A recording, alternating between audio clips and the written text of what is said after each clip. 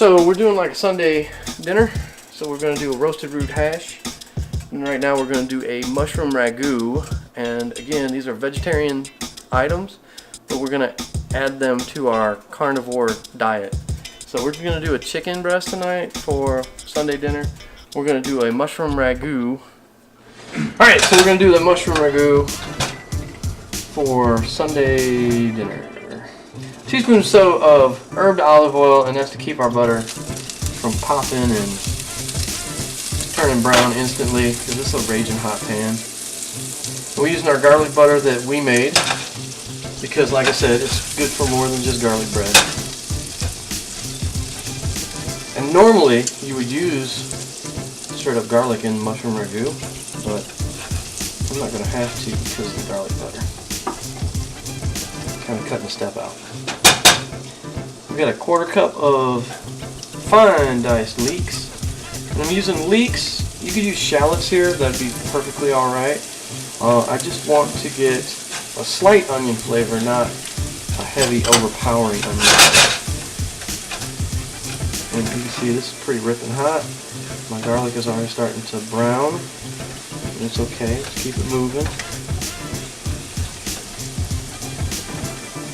Okay, and at this point, we're just going to go in with 1/2 pound of chopped mushrooms. You can use whatever mushrooms you want. I'm using a mix of oyster, shiitake, and portobellas. So we're at about a medium, slightly less than medium heat.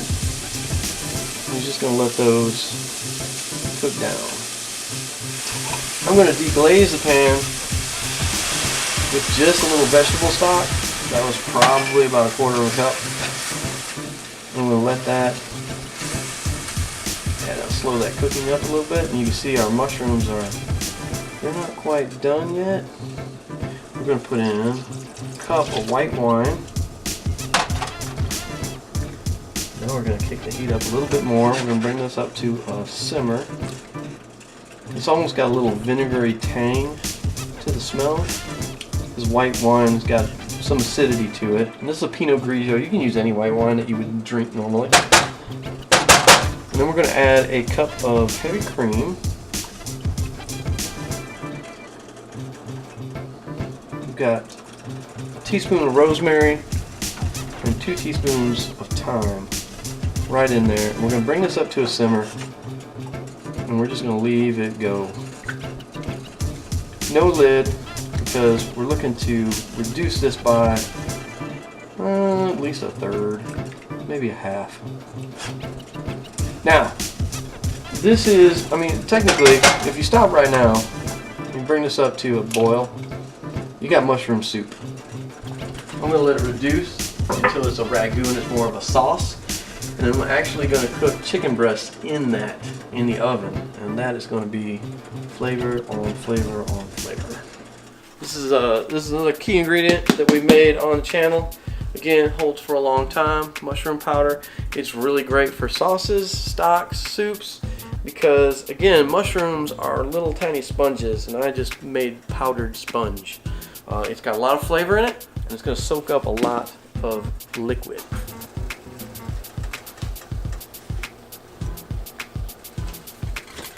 Breast for going into the mushroom ragu.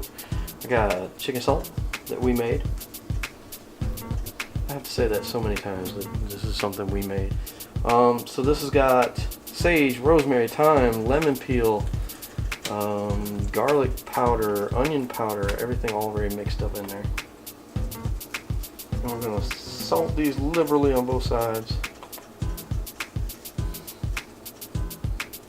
And then to augment that, I've got some chopped fresh herb, and it is also sage, rosemary, and thyme.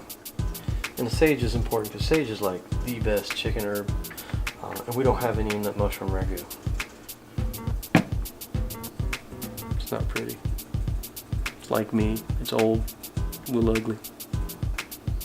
But like me, it's serviceable. So we'll lay our chicken breasts out in here. 1, 2, 3. Lots of room for mushroom ragu. And the best thing is, this pan has a lid. Oh, let's not get any of this lost. Yeah. no waste. Okay, so we've been simmering away for about 5-10 minutes. We're getting there. It's about a quarter of the way reduced right now. And we're going to speed this up a little bit by adding mushroom powder. This is just dried mushrooms that we blitzed in the blender until we've got a powder. And then we'll add it in a tablespoon at a time. And I'll go with 2 tablespoons and let's see what that looks like. Your color is going to change immediately because this is a nice, brown powder. You stir it around there and get it through there, and it's going to start absorbing liquid just as soon as it hits. Because like I said, it's a sponge. It's a dry sponge. All right, here we are 5 to 10 minutes after we added the mushroom powder. We have reduced till we are coating the back of a spoon really well. That's great.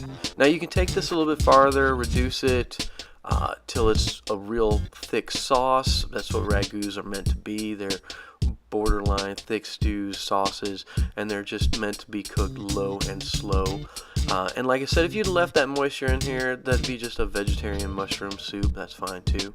Now we let it cool off for about 10 or 15 minutes before we put it on our chicken breasts that have been waiting here for it.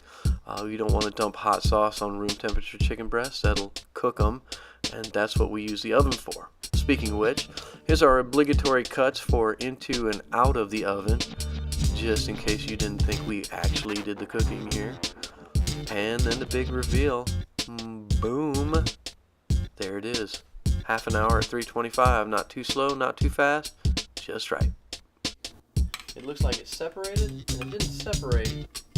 What happened is all that chicken juice came out and mingled in. This being family dinner, Sunday night dinner, we're going to just slice big portions here so that everybody gets a lot. Nobody's going to go home hungry.